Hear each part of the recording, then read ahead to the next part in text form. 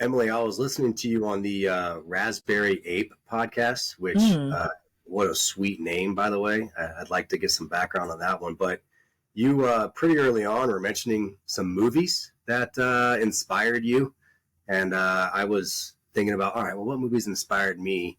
And I was thinking, I was a kid when Rudy was around being in sports. I was like, oh, man, such a cool story. And then I'm a big Russell Crowe guy, so like Gladiator was cool. But Cinderella Man, a boxing movie, and you were into boxing early on, and I mean, I remember in that theater standing up, cheering him on in the last fight. It's a movie. It's not even real. It's acting, but it was so cool and so inspiring. And so you'd mentioned a few movies, so I love cinema. My motivational movies have changed now. It's like Deadpool. Like I just want to laugh now when I watch a movie, but. What are your favorite movies that are inspirational type, sports specific type movies that really motivated you? So, the two movies that kind of influenced me into getting into fighting were one of them. I mean, I don't consider it a great movie, but the topic was inspiring, and that was Will Smith in the movie Ali. And then the second one was a independent feature. It was the first movie, I believe, by the director Karen Kusama, and it was also the first movie with Michelle Rodriguez, who went on to, star in all sorts of Fast and Furious films. But it was a small independent film called Girl Fight. And it was about this young girl who was growing up with a single father and a younger brother in Brooklyn. And she had to basically take her brother around to boxing class and look after him, even though she really wanted to box, and nobody ever wanted to invest in her, right? And so it's this coming of age story of this young woman who decides that she wants to fight, and kind of turns the tables in terms of getting people to believe in her, and the amount of work and sacrifice she had to put in to make that happen. I found it to be a really inspiring film, and I didn't know at the time that it was just a model also for what would happen when I started training in jiu-jitsu and in MMA, and constantly being told nobody wants to watch you fight, or girls are a problem, we don't want you in the gym, or there's nobody for you to train with. And I religiously watched Girl Fight every time the night before I went to compete in a competition.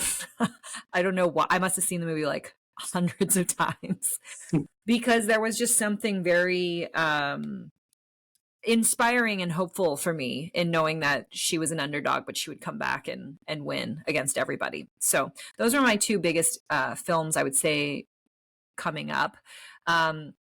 Maybe a little bit before then, it's not so much of a martial arts film, but definitely one of my favorite films of all time.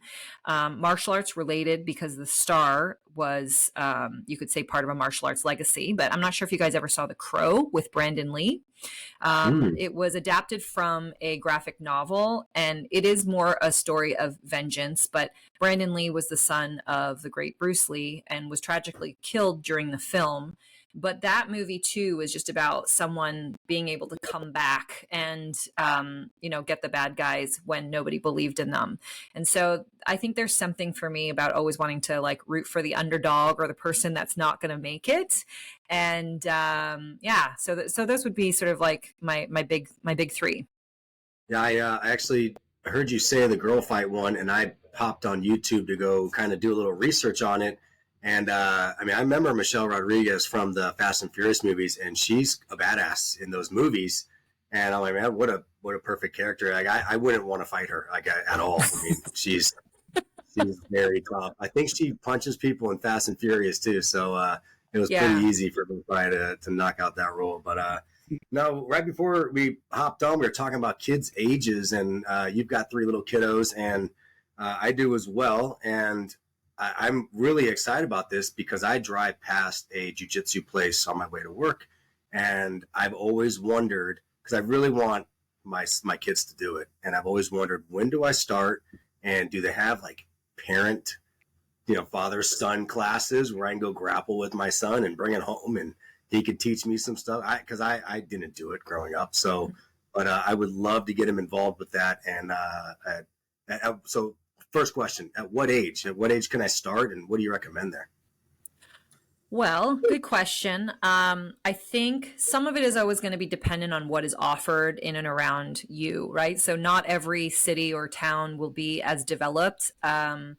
And there is real no template for this is the way a jiu-jitsu school looks and these are the classes we're going to have. So for example, you just spoke about parent and child. Like, I think parent and child engagement is super important, increasingly important today, because we tend to not engage with our kids in play. Like, a lot of the times we let them go watch TV, or we let them get on their iPads and devices. And it's it's a beautiful time when your children are young to be embodied with them, and to also demonstrate and enact what strength you have as a human to come back from falling down and getting back up, or having a wrong move done to you and then you being able to brush yourself off and get back up again. And parent and child classes are wonderful, but not all schools will have them. At my school in New Jersey, Princeton Brazilian Jiu Jitsu, we start at 4 years old. I would Nice. say I've worked with children since the age of 14. I used to run day camps. I used to teach children's programs long before I did jujitsu. And 4 to 6 years old is, I think, the first developmentally, it's sort of the age where they can start to pay attention for maybe more than 15 to 30 minutes doing something, right? So Mm. our 4 to 6 year old program is for 45 minutes. And we try to have like 5 to 1, like 5 kids to at least one instructor. And a lot of the exposure is technical, but also we try to throw a lot of games and engagement in there because the kids want to play.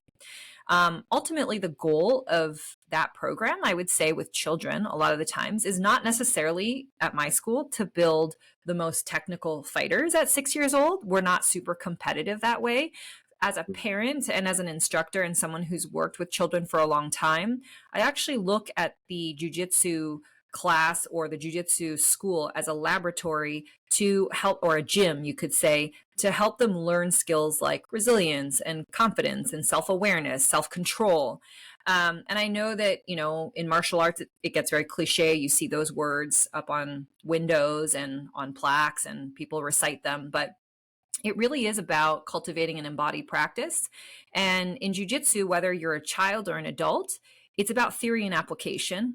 And I think increasingly in the world today, we're dealing with a lot of theory and a lot of ideas of what we're supposed to do, but few humans who actually go do them. So teaching that at a young age, and not even articulating that, but just like having them go do it, builds a habit of like, I'm going to go do what I say I'm going to do. Right. And like, that's to me what I'm after. Yeah, that's beautiful. I was hoping you said that. I definitely want to get them involved. Every time I hear, watching podcasts and Joe Rogan's doing it, Jocko Willink, these guys that I really like to listen to, they talk about jujitsu all the time, and they use one of my favorite words, and that's discipline.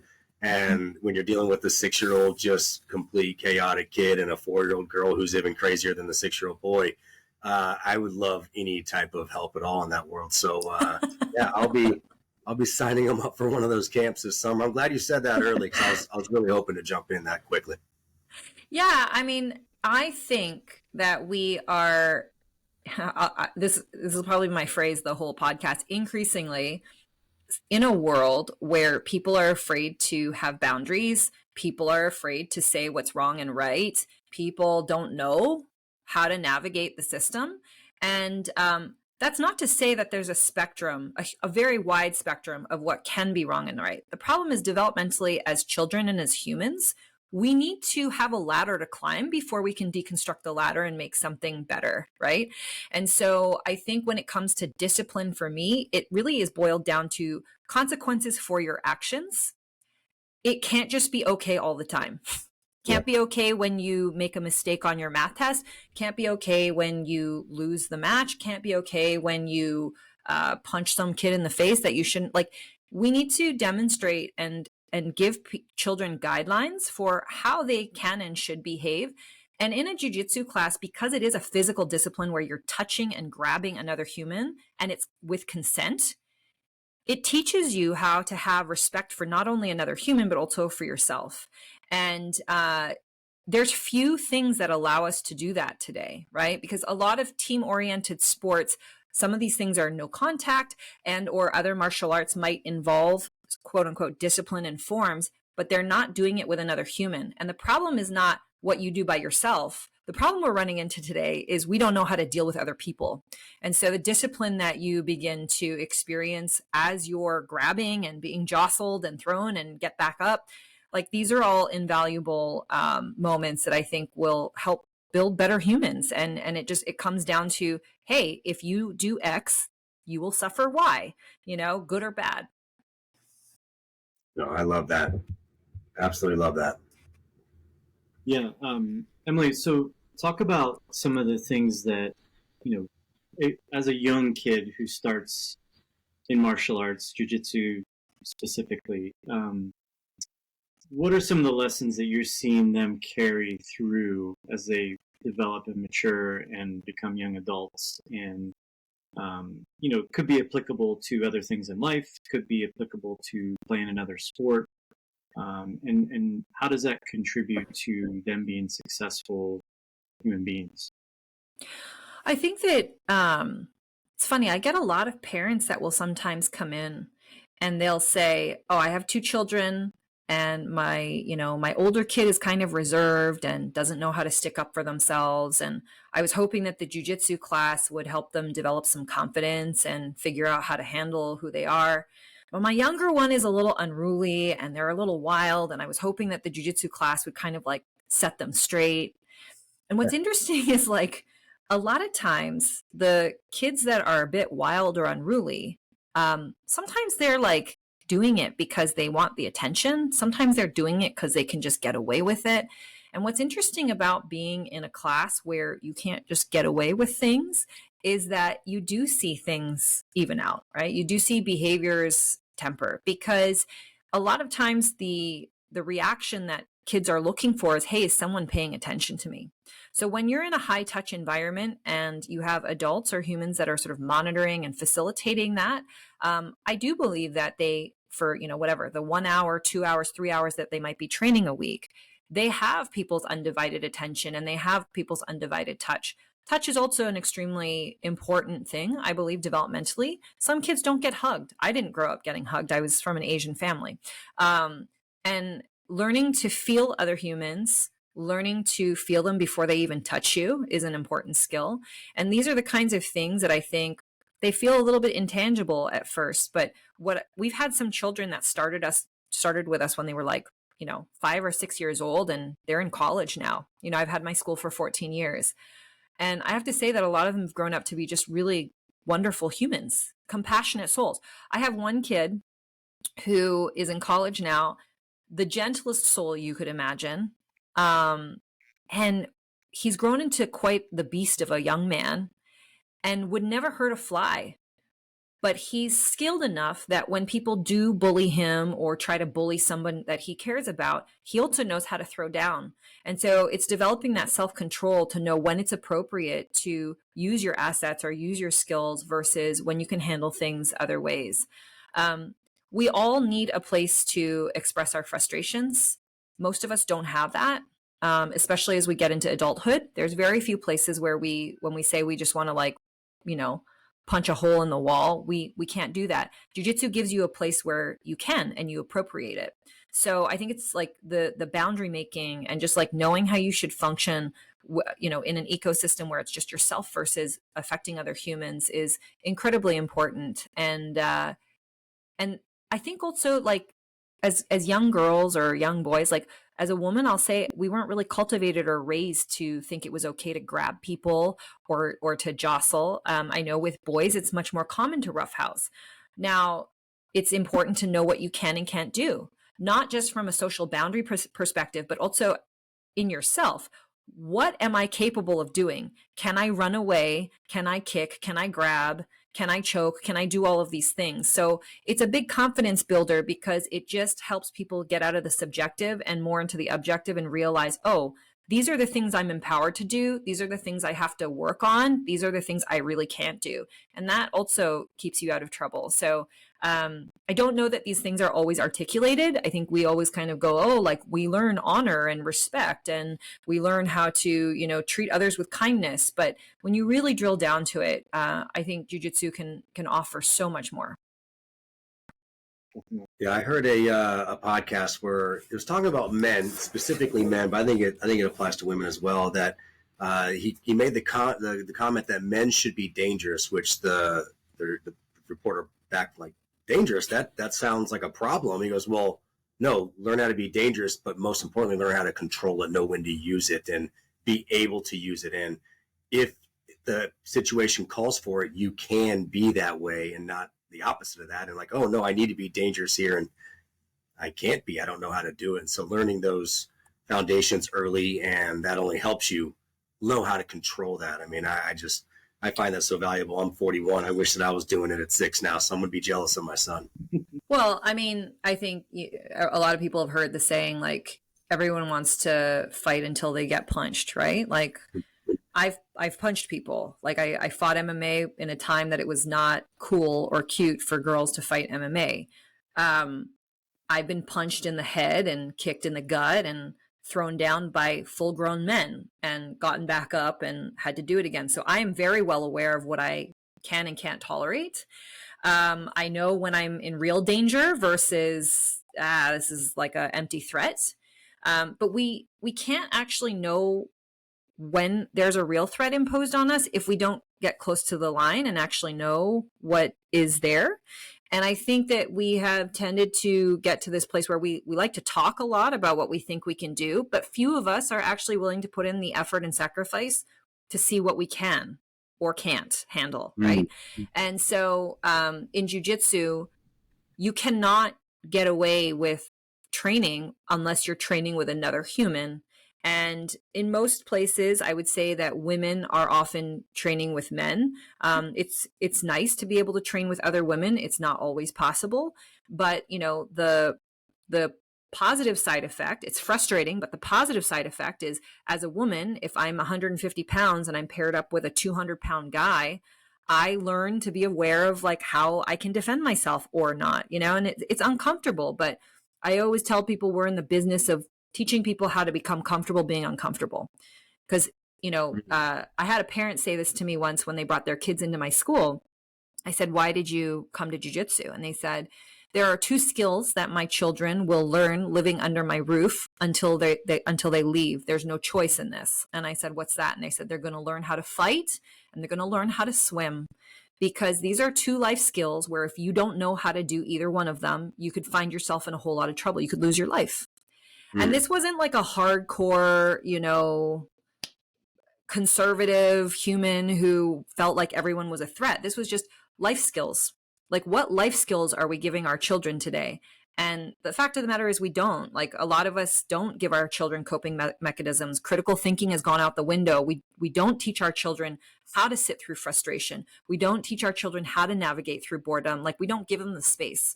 So I think that that having a discipline like jiu-jitsu is a great way to expose them and empower them to learn how to develop these things. Yeah. Let's delve into kind of the other side of it, and that's kind of developing and maintaining a student mindset, so to speak, as you go through life. And you had a podcast called Master and the Apprentice, right? I believe that's the title, right? And so people think that you have to strive to be the master, but if you lose the student mindset, then you're kind of missing out and you're missing the boat, right? So kind of delve into, you know, the thinking behind that and how you teach people, you know, in your business, how to maintain the student mindset. Yeah, you know, it's interesting. I would actually say the higher the level, the performer that I work with, and just to give context, you know, I not only work with some elite athletes, but work in a world with, you know, hedge fund managers and founders and just great creative minds. From that podcast, you'll see that I got to interview different types of artists and musicians and athletes. And I think that the higher the level of a human I was working with, the more they oriented to always having a beginner's mind, never believing that they actually had it all. I think we all look for some sense of belonging, some status for some of us, some power, and we think that we can achieve those things by being the best or being like really good at that thing, right? Or climbing to the top of the corporate ladder. The reality is nobody has the complete picture. Nobody has the answer. And creativity doesn't exist if we don't always seek to reach into the void.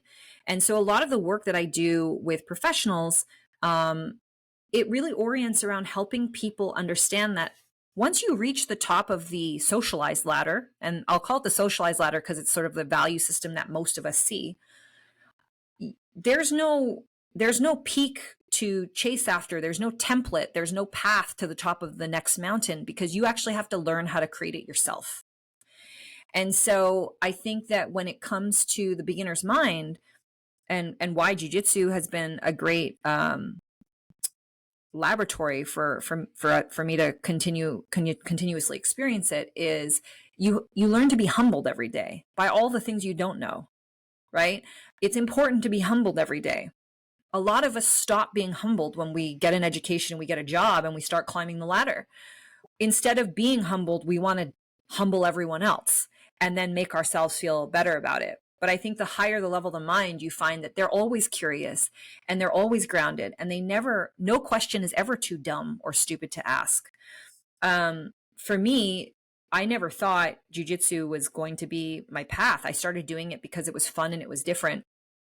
Years later, I'm still in it, but I also find myself wanting to explore other disciplines. So I am trying to learn how to surf. I'm trying to learn how to toe surf. I'm trying to learn how to foil. Like I'm trying to learn these activities that are really, really difficult. In fact, I have a black eye from 2 weeks ago because I got hit with my board. I don't know what I'm doing in the water. I'm having to start at ground zero, and I actually love it because one, I can start to see what a better student I've become. I've become less defensive. I don't posture as much when someone wants to correct me. In fact, now I crave the feedback, whereas in before I used to be like, why is this person telling me this? Like, of course I know how to do this. Didn't they see me the last round? Now it's like, tell me what else I don't know. Film me, like show me what I'm doing wrong, right? And then there's also liberation in the fact that I don't have to know anything. I've been doing jiu-jitsu for 25 years and people always expect you to have the answers. And you don't always have the answers. And sometimes you just don't want to have the answers because when the pressure builds and people expect you to do something, you can't just be anymore. You have to be something for someone else. You can't just be you for you, right? So having that humility to just say, I just want to learn. I just want to be a beginner. It allows you to feel free. And that feeling I never want to lose. Right. So you talked about, being more open to not criticism necessarily, but just, instruction and pointers and that sort of thing. And that's a level of vulnerability and that you've learned to adapt and grown into, I guess, is maybe a good way to put it. But, talk about the importance of that open-mindedness and being willing to have those discussions and being a good listener and understanding, what the person is the input the person is trying to give you. And that transcends everything, and everything, every endeavor that we, take on. And so talk about the importance of that and, how you've seen that be effective in not only your life, but, the people that you work with. So it's hard to tell someone you have to learn to be more vulnerable, right? Like you'll be better if you just accept this feedback because you're fighting an assumption that they may have that like they're not good enough or they're better than everybody, like whatever the story is that's going on in their head. And it's like, trying to tell somebody, be more humble, be more patient, be more this, be more that. Anytime you introduce the word like you should, it puts someone's defenses up. Mm-hmm. But when it comes to taking your emotions out of it, and if you are thinking about optimization and how to be better at something, we don't get better operating in our own echo chamber because logic and reality would say like, no, you don't have all the answers.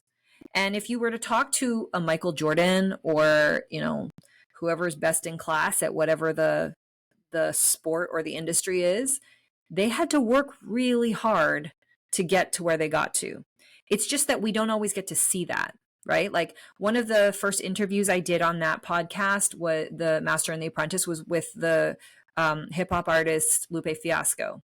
And I mean, he's won a Grammy Award and he's widely celebrated, but there's a portion of that interview that really always sticks with me. And it's that he said at some point in time, he decided he wanted to be a rapper, but he realized he didn't have enough words to rap. So he just started reading and like going through the dictionary. He had to learn more words. If he thought that he was good enough, he would have continued rapping with like, I don't know, 1,000 words the rest of his life. But he had to open himself up to actually get to a better place. And so when I'm working with different individuals, I always find that optimal performers, the ones with the right mindset, never have a problem being vulnerable because they've already learned the lesson of the more open I am to creating feedback loops and seeing those things, going back and having a critical eye, not just with myself, but with my coach or with people on my team or people that care about me, the more information I can extract to make my performance better. The people that are less vulnerable are the ones that usually, I would say developmentally, they have something that they need to protect within their ego, or they're more socialized and they're always looking to jockey for their place.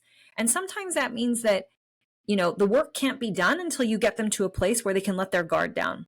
So sometimes it's helpful to understand what it is that's making them feel self-conscious, why it is that they don't want the extra feedback, why they externalize the way that they think so much. And usually there's something psychologically that's deep rooted in them that they're not certain about. When you're dealing with younger athletes, the reality is they're still developing. They're not fully humans yet, you know, like their brains aren't there yet. So providing equal amounts of support and challenge can help open that gate. Right. So I've spoken about this on other podcasts, and this was something that I learned from adult development is you can't grow if you don't have the right amounts of support and challenge.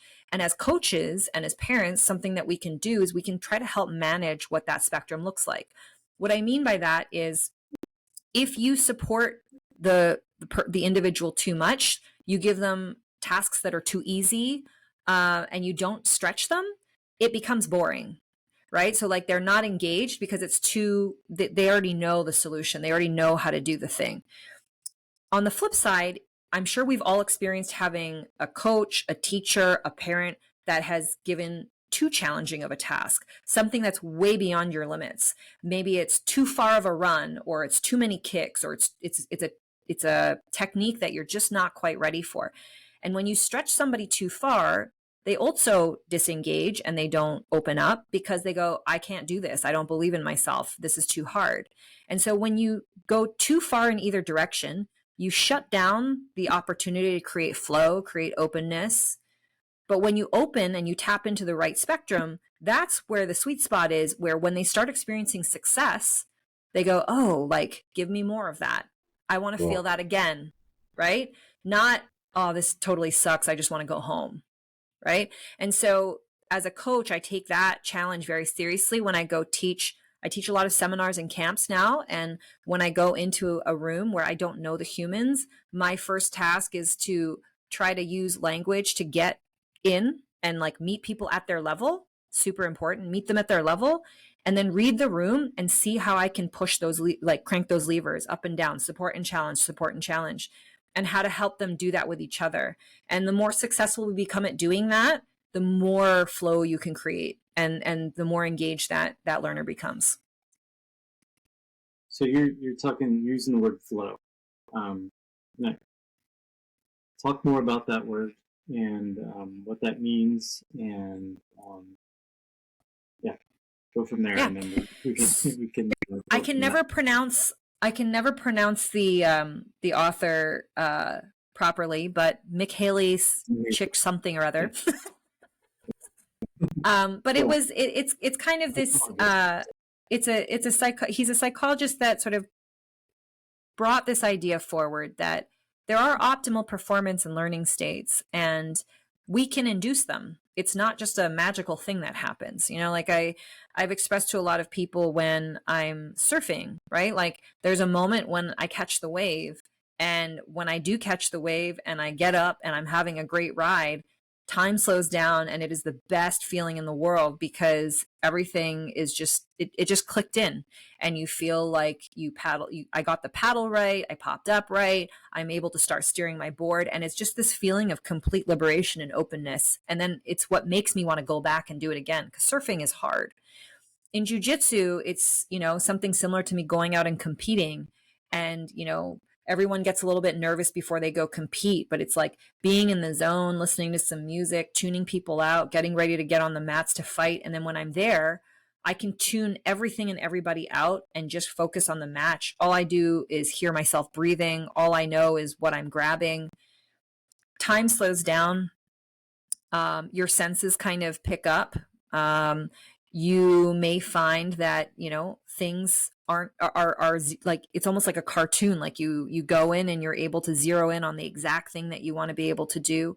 But it's a state that's usually induced by what I was just talking about, this like support and challenge. Like this is also one of those factors. When you can help humans start experiencing, set up preconditions to experience success, it keeps them in that state where they really open up. And a lot of times when you come out of flow, you remember flow very deeply. You remember how much that channeled to your ability to accomplish something and do it in a very, very good way. It's also a state that you remember later on. Maybe you're at another game, you're at another competition, you're at another surf break, and you can recall that moment where you caught the right wave or you kicked the ball the moment that it needed to be kicked. And it helps you channel your energy into a place that really does unlock your potential and your ability to be the best. It's not mystic. It's not magic power. It's not something that comes and goes. And in optimal performers, you think about how you can create the preconditions to induce that state more and more, so that it's within your, so that you can harness it, as opposed to have it be some sort of thing that happens every once in a while. And you work with a gentleman named Josh Waitzkin, and I read his book, and he set up an entire process. Or you can talk way better about this than I can, but just creating the same steps to getting to that state, right? That's kind of what you guys Yeah, do. so there's a chapter in his book that he talks about called like building your trigger. And he will say today, like looking back, that it's the most prescriptive of the chapters. And by prescriptive, he means like step by step. And one of the things that we try to steer away from is saying that there is a way, right? Like it's not that way for everybody. Everyone's going to have their own recipe. But in principle, the idea is that this idea of building your trigger, how many times do you have people that show up at a game and who knows what they've done to prepare for the game? Maybe they ate McDonald's 15 minutes before because they were at a party the night before. Or maybe they were up super late at night playing video games and they had a sleepover and they're showing up at the tournament the next day. Nobody knows, right? Like everybody's like, oh, but that's just what I felt like doing. And then when they get to the game and it's time for them to perform, they're tired or their head is somewhere else or they're just not with it. There are things that we can control and there's things that we can't control. But some of the things that we can control are really around like, what are the preconditions? Like, what are the conditions we have to set to try to have a good performance? Do we even know that they exist? So maybe the routine is like 24 hours before a game, like I don't eat sugar. 24 hours before a game, I got to make sure that I'm in bed to get 8 hours of sleep so I'm well rested. I pack my bag the night before I go so I'm not scrambling around in the morning when I'm super nervous trying to get everything together. When I get to the game, I try to make sure that I'm there at least 2 hours before so that I have everything that I need. I pack snacks so that I'm not going to be hungry, and I'm packing snacks that are going to energize me, not give me a sugar spike. Maybe there's a special song you like to listen to. Maybe there's a team warm-up you engage in. But the more you can channel and structure certain behaviors that serve the player or serve the team, the more people can trust what's going to happen after that, right? Problem is we all show up And we might not be able to trust what's going on because there's no organization to what's going on. So everybody's just running around frantically. I see a lot of fighters when they show up at tournaments, they're like losing their ID. They left their sock in the changing room. They're hungry. So now they're going to have a chocolate bar and somebody gave them a Gatorade. Just chaos. We don't need to have the chaos. So like what areas within our performance can we actually control to bring us to the present moment? So when I think about optimal performance, it's everything leading up to the moment to be ready to just take it, right? Like there's no extra game plan. There's no extra story. There's no way that it's supposed to be. The most you can do is show up and be at your best so that you can play. Get out of your own way and play. But you cannot get out of your way if you're like, I have a stomach ache because I ate like this burger and I did this and I'm super tired and my foot hurts. That is not an optimal state. So a lot of building your triggers or just becoming aware of your preconditions is like trying to control the things that we can control, not to micromanage, but more so that we can give ourselves some foundation to perform well. Yeah, I love that. I'm just playing through my mind the difference from when we're on the road as a team, staying in a hotel versus I have a 7:00 p.m. home game and I don't even see my guys until 5 p.m. And I'm thinking to myself, what have they been doing the last 12 hours? You know, I'm not, they're college kids. I like to think that they're taking care of their business, but I was in college once. I wasn't always taking care of my business. But when I'm on the road, maybe I have a 1:00 kickoff. We got there the night before. I know when they're in bed. I know what they're eating the next morning. I know what time they're waking up.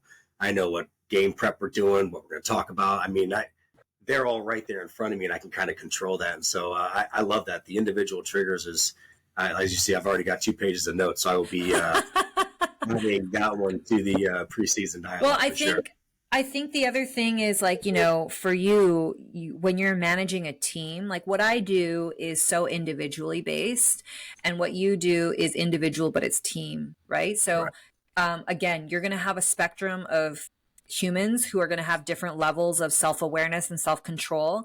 And maybe a great idea when you're managing a team would be to consider, okay, here are some individual protocols or things that I want you guys to think about. Don't expect to be the best player on the team if you aren't looking after these things, right? Like it's not rocket science. It's just basic care, right? Now, as a team, what are some team values that you guys can agree upon? And does everyone, like, they have to opt in to doing those things, right? So like whenever we've worked with professional sports teams, it's like you cannot have one player or a group of players undermine the values of the team. That doesn't work for cohesiveness on the floor, you know, or on the field. So that might be an idea as well, because if you can get everyone to buy in, that is infectious. Like if, for example, if you have like, I don't know, 20 people on a team, 3 people decide that they want to take their prep really seriously because it's important for them. Maybe they want to play professionally after college, or maybe you have a high school team and they want to get a college scholarship. Well, if it's important to those 3 guys and people see, wow, those 3 players, they are always killing it. They're scoring the most goals. They're getting the most assists. Like they're doing it. And then they go, well, what are they doing? Not rocket science, guys. Like they take care of themselves. How about we do this as a team? See how, let's track our progress. Like how much better can we all get if we all decide to just buckle down and have some discipline around how we want to perform. Performance is not, it's not a gift. You know, like, we have to work for what we have. I am not a gifted athlete. And so everything I have was a matter of me putting in the hours and me wanting to sacrifice those things to a point where it's probably a little crazy to most people, you know? But if you want to be the best, all the people who are the best, they are a little obsessed with what they do. It is not ever enough for them. They can always push a little bit further. And that is an obsession that you can't ask people to have. They have to come to that themselves. Yeah, and of course, you're talking about the 3 high achievers that can be infectious, but the other end of that is also infectious, where you've got the 3 knuckleheads that are drinking the night before a game, or, you know, I'm not going to come in as fit this year, or, you know, the terrible diet, all those little things that you're not really thinking about because you're not in the moment, you're not on the field, you're not in the court.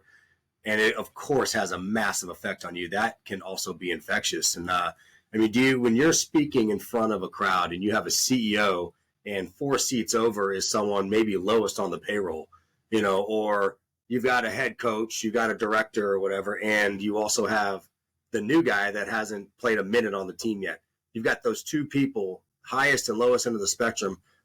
How is your message touching both of them? How are they both going to grab from that? Or do you have to specify? You have to kind of specialize it for each one? Or can you tell them one or two things and they're like, oh, I'm eating this up just as much as the CEO is? Well, the thing is, it's not. CEOs are often a really poor example. Just because you made it to the top of the ladder in that corporate setting doesn't mean that you actually know what the hell you're doing. Same thing with, you observe it on sports teams. Sometimes the people that get all the attention are not getting attention for the right reasons, right? Like what we deem to be successful sometimes is like warped and backwards. And it's interesting, like I'm working with a team now and like in a corporate setting, some of the most engaged humans are not the ones at the top. In fact, the closer to the top you get, the less engaged they are, because for them, it's like, I made it. What do you mean I have to work harder? What do you mean I have to optimize? I'm at the top. The problem is it trickles top down. And when you have hustlers on the bottom, like this is the thing, the people that are newly acquired, the people that are not upper level management and want to climb their way up, they are hungry. And they are going to say, how do I get there? What do I have to do? And they are paying attention because they are willing to bite you. They are willing to push you out of the way. They're willing to do above and beyond what everybody else has because they want what you have, right? Now, if you can create and cultivate an environment where everybody is churning like that, then you have a really dynamic culture and you see success on all levels. But a lot of the times, the people who need to mobilize are not the ones that are, at the bottom. A lot of the times it's the ones at the top. The other thing I'll say is new hires or new team members sometimes are your greatest assets because they might not be culture carriers of what's negative already in the ecosystem. When you have new people, you have the opportunity to train them with a better mindset so that they introduce a different kind of energy and like motivate everybody else, right? So like when you think about the three drunk players or the ones that undermine the team, like get rid of them. Even if it's your star player, get rid of them because they are actually obstructing the opportunity for everyone else to gel. Right. And so sometimes you have to make that sacrifice as a coach or as a team captain. Listen, guys, we're either all working together or we're not. And if you're undermining that, you got to go because there's 10 other people here that really want to work hard. And you two doofuses are just like jerking off. So go. You don't need to be here. Right. It's optimal performers are everywhere. You don't have to be the leader. You don't have to be the CEO. You don't have to be the best player on the team. Optimal performance, like that's just a mindset. Those people will eventually be the best, but you might meet them when they're still coming up, right? So the way that I think about optimal performance is I want to work with people who have that fire in them to be the best and help support and say like sort of protect the space for them to do that work so that they aren't tainted by the negativity that could be around them. Yeah, this kind of chimes into what you mentioned earlier, comfort versus not being comfortable and or being comfortable with being uncomfortable. I mean, such a great point. I think it was John Calipari talked about it in a press conference. Of course, he just got fired or whatever, removed nicely from Kentucky. But he had talked about how his main job was to make these guys uncomfortable in training. So when the game rolled around, this was the national championship year, so he could talk about this pretty cleanly. But those guys were fine. They're like, oh, it doesn't matter. It doesn't matter the situation that we're in here.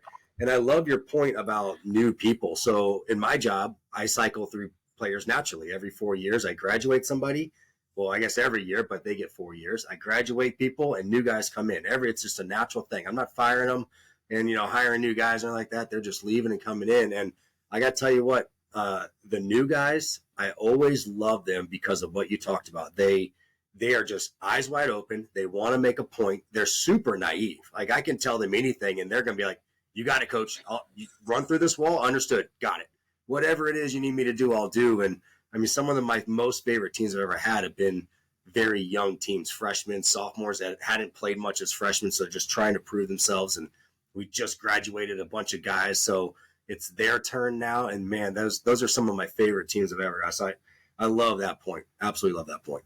Yeah. And I think that it's, you guys are, it sounds like, and just ignorantly from where I am looking at soccer as an organized sport, as a coach, you can't just be someone who decides that you want to coach, I would think, and just like open up a school and have good players, right? Like, or get hired by the best universities. There is some of it is probably your own playing ability, and some of it is over time, different ways in which your peers have been able to, respect your performance, and you either get nominated for a job or people can see what you do critically and put you into a position of power. In Brazilian Jiu Jitsu, it's not that way. So in Brazilian Jiu Jitsu, you have people who are, let's just say pretty good at doing Jiu Jitsu, or maybe not even, and they just have some money and they want to like put a school together. You have what I call self-appointed leaders. So like, these are not exactly people who know what they're doing, right? So as a coach, when you know what you're selecting for, you have a choice in what kind of an environment you want to cultivate your players, and how you want to integrate them, and how you're going to grow that over the years to build the type of legacy that you want. Versus in a jiu-jitsu school, like I'm just a tough person and I just want to train with tough people. So then I cultivate a bunch of meatheads, and then it just becomes a meat grinder, right? And like that is a recipe for disaster. But that's really, like, we're in a gutter sport. It's what happens most of the time, because you have people with very poor education, poor leadership skills, that have been led by thugs that are now raising more thugs. Soccer and, like, a lot of the other major sports in America, I would say, are a little bit more refined, because there is some sort of a self-checking system in place that doesn't allow anybody to just pop up shop, right? But when you think about what it is that you're trying to build, like, it's more than just that one person's performance. It's like setting the attitude, it's developing their character, it's creating a legacy for that team that they're a part of. And you can demonstrate with them how successful you guys can all be if you decide to orient around the same values. But like, it's very hard when you're dealing with, I've in some major league sports teams, you have people that inherit teams that just don't care. The player's image is more important than the team itself. And so that is super disruptive in terms of trying to build a winning mindset, right? So like, people have to be able to check themselves and or the team, or at least have awareness around it. And the more you can paint and draw that out for them, hopefully the more they resonate and connect to the idea of like, okay, coach, like, what do I have to do to make the team successful? And what does the team have to do together to make sure that we play?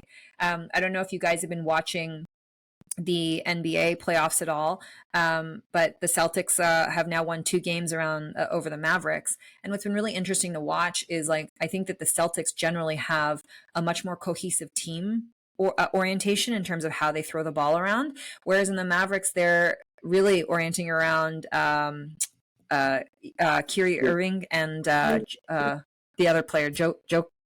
Forget his name. Yeah, Joe. So it feels like it's those 2 guys against the whole Celtics team. And the Celtics team has like bench players that are rotating on. And so like, on some level, it's like almost impenetrable, because you see how the team is working together, as opposed to it being like Jaylen Brown or like, Tatum. Like, it's not really about one person. It's about the group. But within the team, of course, like, they all have a mutual understanding and respect, I'm sure, for their positions and what their strengths are. But they've decided to win. We have to come together, right? So like, we all have to have awareness around what those boundaries are and how we orient to everyone.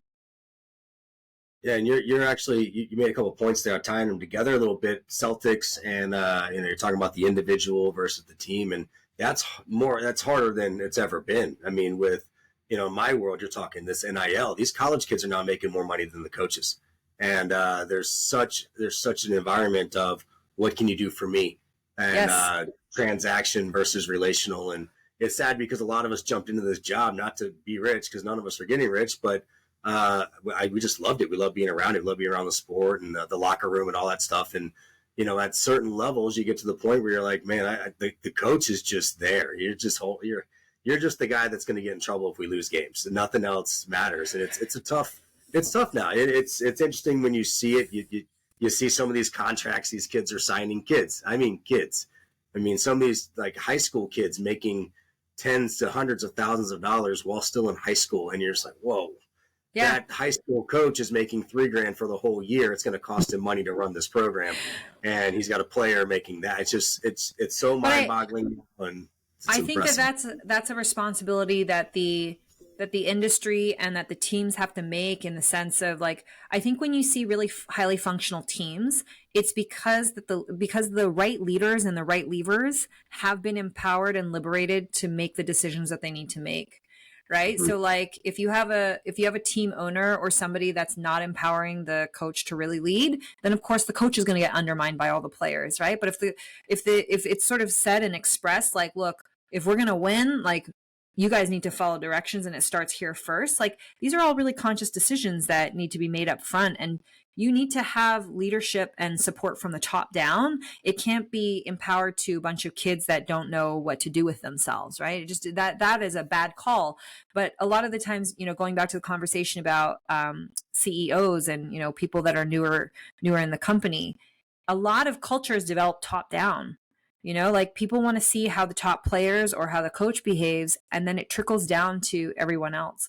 So it's important that we try to stand next to and deepen our relationships with the people that really matter, because they demonstrate the behavior for everybody else. And if the rest of the team can see that the leadership, like, the front office or the administration or the top players have a really tight relationship with you or any other coach, then they can see, okay, like, this is functional, like, this is how it should work, right? But like, to make the choice and put somebody in that position who is like, I'm more important than everybody else, that can really hurt. Oh, I couldn't agree more. I'm seeing it all the time too. Yeah. It's tough to look. Yeah, Cheese, did you say you had to get out of here at 2:00? No, I'm okay. I've got it a little bit longer too. Okay, cool. I'm thoroughly enjoying this. I love it. Yeah, it's awesome. I wanted to go back to, so you've literally been the best in the world at Jiu-Jitsu. You're a world champion. And so what kind of, I want to go back more to, I'm trying to like paint a picture of your mindset as a lifelong learner, as having a student mindset. It would have been easy for you to say that was my destination, right? And there's a lot of talk. You mentioned the NBA. The 76ers have the process, right? And so there's this whole notion of engaging in the process. And a kid who is a student athlete in high school can get a ton of accolades. He can be all-state. He can be on an MLS pro team. There's all these different heights that they can reach, and it would be very easy to say, I've made it, or I became pro, or something like that.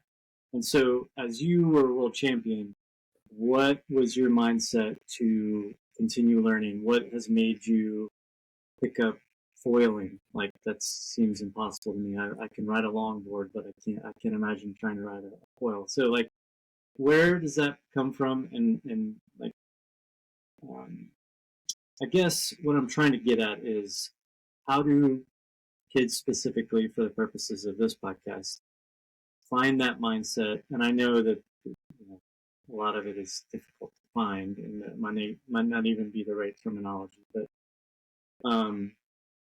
so where they're always learning, they're always growing, so that they're always getting better, rather than worried about their Instagram post when they become a Division I athlete.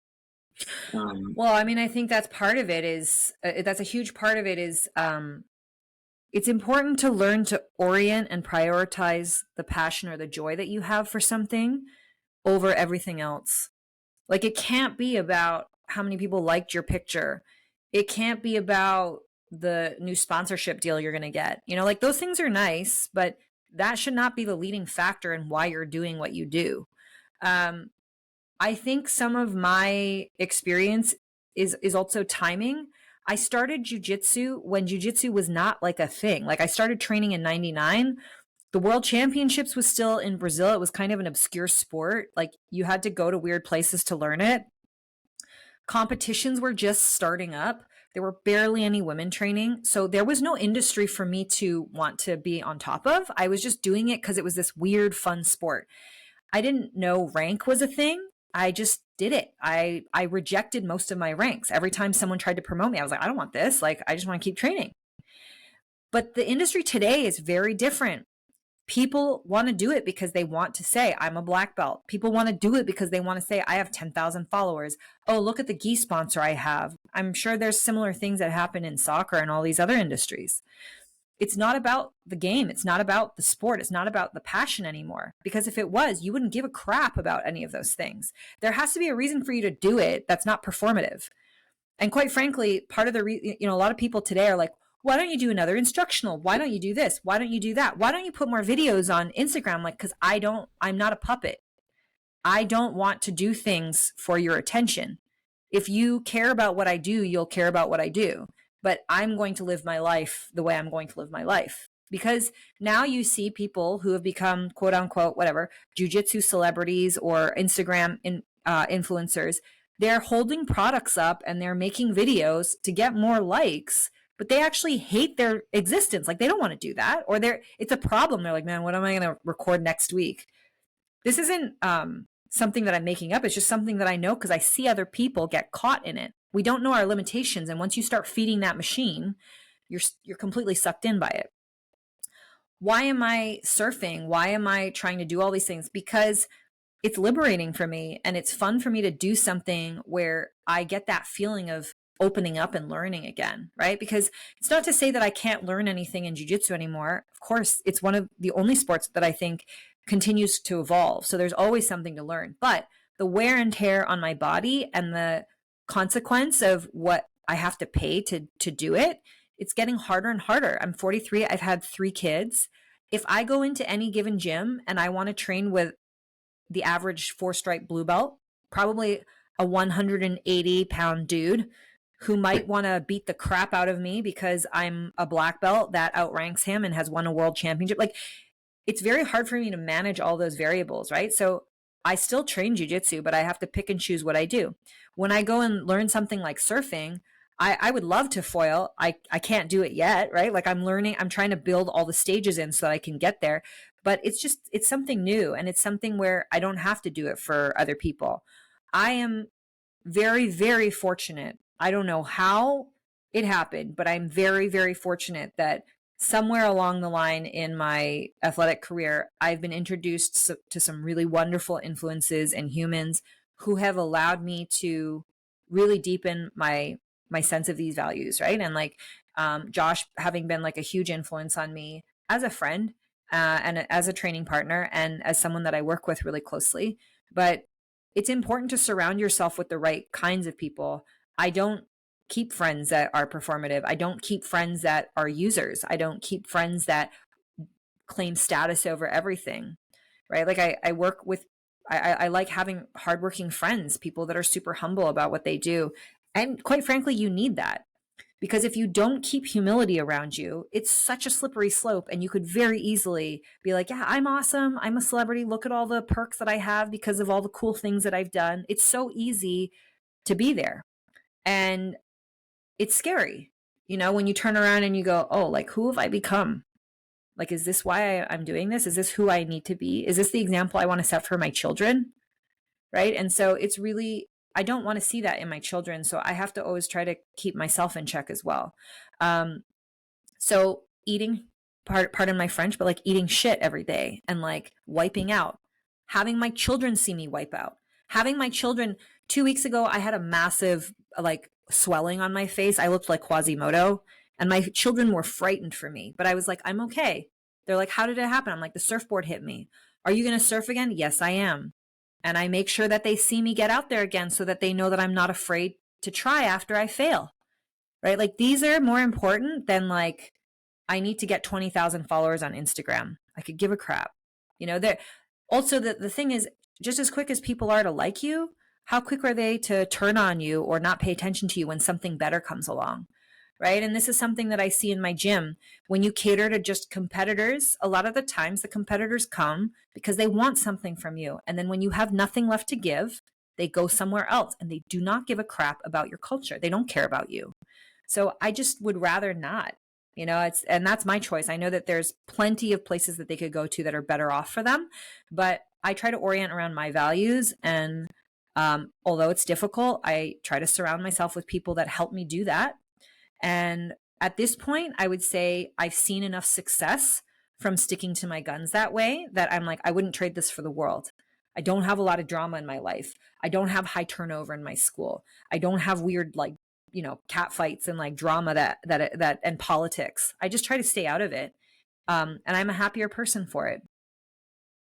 Yeah, I'm so glad you're bringing this up. I just wrote down tie this into family, and you're working. My favorite thing in the world is two things: 1A, 1B. It's my wife and my children. 1A, 1B. I try to keep the wife ahead, but the little ones yell a little too much right now. But you're dealing with high performers, and too often you see high performers fail on the family side of things. I mean, they're just so into that they struggle. They struggle to be home, man. Or even if they don't fail there, they at the end of it almost regret it or say, I wish I was around more for my kid. Like I just saw my daughter's dance recital over the weekend, and it was so cool. She's dancing to some Disney song or whatever. She knows like 2 moves, but I'm glad I was there. And I just can't help but think you've got such great advice for the high performer, the optimizing the self, such amazing, wonderful advice, but you're a great mother too. And how do you balance all that? And could you have imagined doing all that right in the thick of your training towards being a world champion? And, how do you put all that together? How do you be a high performer, but still come home and be the greatest dad, greatest mother, husband, whatever you could possibly be, and balance all of that throughout your life? Well, thank you for the compliment. I think the jury's out on whether I'm the world's best or worst mom, depending on who you ask. But you raise a really good point, which is that I chose not to have children until I felt like I was ready to. Because in my mind, I was like, yeah, I want to have my first kid when I'm 28. And then, I had it all planned out. But when I was 28, I was still in the heat of, trying to compete in the adult divisions and trying to make my way back in. And I knew that I wanted my life for me. And I just want to say to all the parents out there and people who will be parents one day, it is so important to be selfish and acknowledge when you want something for you versus you're ready to give it up for somebody else. I think the biggest mistake that we make, and I've seen it in other humans, is when we give up our own independence and autonomy and our dreams and our goals because we're like, oh, it's time to have a family, or it's like, I want to do this thing. I want to donate my time to this cause, right? I'm going to volunteer. I'm going to coach. I'm going to do this. And we're not ready for it. There's the argument that you're never ready for anything. But when I decided to have my first child, I was at a point in my life where I felt like I could be satisfied with what I'd done for myself. I wasn't going to resent having a child and giving up time training because I was going to be going to like mommy and me classes, right? And at the time in jiu-jitsu, there were no master's divisions for women. So I kind of stopped competing at like 32, 33, thinking, okay, like I'm not the best in the world, but like, in terms of the amount of accolades I've collected, but I've done enough. I'm satisfied. And so I let it go. I was fine to let it go. And I did let it go. And for 6 years, I focused on being a mom and building a school. And I had 2 kids. But then in 2018, one of my students had been on a campaign to help get more women into jiu-jitsu and to make more master's divisions so that older women could feel that there was a place for them to compete versus like, you have like a 45-year-old mom who wants to compete in jiu-jitsu and she has to fight against a 21-year-old, right? Like that's really tough. Not to say it can't happen, but it's tough. And so when she launched that campaign with some other people in the community, I was like, okay, I'll go back and I'll support because they introduced master's divisions at the Masters Worlds that year. So in 2018, after 6 years of not competing, I came back and I won. And then in, I think it was 2022, 2023, I went back and I did another Masters, the European Championships, the Pan Ams 2 times. I won another 5 competitions. I was undefeated. I had 0 points scored against me. I was a better athlete as a middle-aged mother than I ever was at the peak of my career. And it was because I had sorted my boxes and been like, this is for me, this is for you. And when I have time for me, I'm going to give it 1000%. And when I'm going to be a mom, I'm just going to be a mom. And so I try to make I work a lot. I love my work. I love traveling. I love being able to work with people the way that I do. But I am very clear with myself on if today is like, if at 4 o'clock, it's mommy takes you to the park or we're going to the beach, like mommy takes you to the park and we're going to the beach. Because I find that where I get frustrated is when I try to do me and my kids are around. Right. Yep. So I have to be like, this is me time. This is kids time. When people say, are you sad when you travel and you aren't with your children? I'm like, hell to the no. I was like, this is me time. When I spend me time, I go back and I'm a better mom for it. So I just try not to ignore and neglect my own personal impulses, because I see a lot of parents who give themselves away for their families. And listen, that is a noble cause. And if that is you, I love that for you. But I know me. Yeah. And if I did that, I would be a miserable human being for myself and for my family. Yeah, I mean, being able to separate is critical. Absolutely. To imagine working while you have little rugrats running around screaming, and it's just an impossibility. And bringing them to work is just as bad, if not worse. And, I think that tying in a topic from earlier, the triggers, there's no reason why you can't be doing that for both what you have going on in your life. Like I'm going to prepare today for what tomorrow's asking for. I've got me time separated. I've got little kid time separated, and I'm all organized and I'm ready to go. And I think that's beautiful advice. I love that. And it's going to be different for everybody, right? Like what's right for me is not going to be right for you, is not going to be right for somebody that's listening to this podcast. What's important optimally for any human, whether you're going to be, your job in terms of optimization is to make the best version of you. Right. And like, who cares what everybody else thinks? The best version of you. Do you know what that looks like? If you don't, that's where you should do some soul searching. It doesn't matter if you're best in class for everybody else, but like, how do you live your best life? And Absolutely. I think that, my values will not be your values. My normal will not be your normal. Still there? And Sure. I'm okay. Can you hear me? My normal will not be your normal. And that's fine. That's not for anybody to judge, right? Like you have to decide what's going to make you happiest in your life. But we run into trouble when we start orienting towards what we think everybody else or everything else needs from us, and we're not serving ourselves. And so when people are like, why would you move to Costa Rica? Or like, that's so crazy. And I'm like, because the world got really fast. And I found that I was responding to everything and everybody else except for me. Like I didn't have room to think. And today, I can wake up in the morning at sunrise and make my kids breakfast, send them to school, be here when they come back, make dinner with them. Like I'm eating breakfast and dinner with my kids almost 7 days a week. That was an impossibility in New Jersey. Impossibility. Okay. Because it was 20 minutes to gymnastics practice, 30 minutes to the gym. Oh, I got to go run some errands. I have to here, go get some Chick-fil-A. Okay. Maybe we were eating once or twice a week together. And so these are the kinds of trade-offs you make when you're like doing you versus you're doing them versus you're doing your family. And I am in a position of privilege where I can sit and actually make these choices. I know that sometimes we cannot. It's just not that time in our life.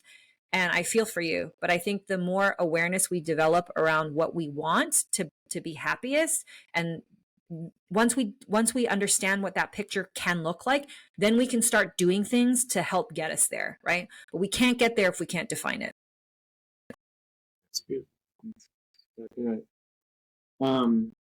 Emily, this has been great. I really, really appreciate it. Yeah, thanks, guys. Yeah, I'm gonna get back in touch with you to figure out how to be an expat. Come down there. It's this beautiful place. I love it down there. Yeah, bring Adam down. We'll do a camp. Yeah, definitely. He's started a great school. I don't know how much you've kept up with him, but he's doing a great job. He's awesome. So yeah, Adam's a good human. I root for more humans like Adam, because God knows in jiu-jitsu we need them. I say this a lot. Like I'm tired of seeing the jiu-jitsu world put on blast, toxic behaviors and things that we don't want to see in people. I think we need to do a better job shouting out the humans that are doing the right things, so that we can all have better examples of people to follow. So Adam's one of those people, and you're very lucky to be able to train with him. Yeah, definitely. And I'm so grateful to have come across him. So, and for making this connection. So Yeah, Yeah. amazing. Yeah. Thank you very much, Emily. Thank Thanks, you. guys. Yeah, thank you. I'm going to hit stop.